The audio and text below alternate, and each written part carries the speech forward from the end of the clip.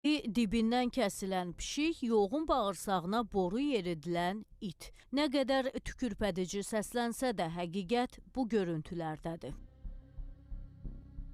İnsansızlıqdan, vicdansızlıqdan. Yəni o da bir canlıdır, Allahın yaratdığı bir canlıdır. Bəlkə də elə psixotrop dərmandan təsiridir.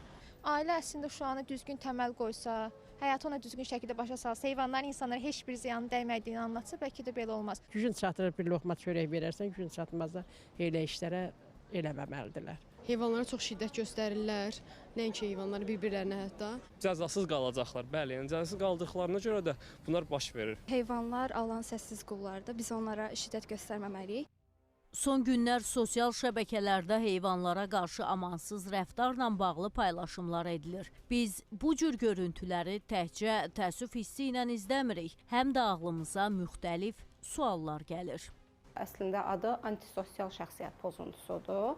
Yalnız canlılara deyil, eyni zamanda insanların üzərində də bu və bənzəri tipli davranışlar sərgiləyirlər.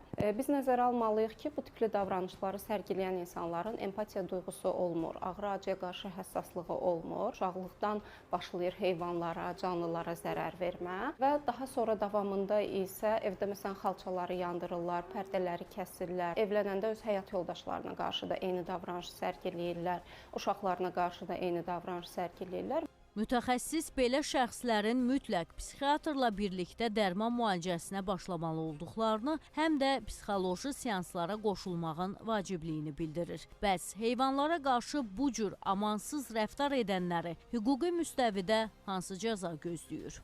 Bu kimi hallar inzibat xəta hesab olunur və bu əməlləri törədən şəxslər məsuliyyətə cəlb edilirlər.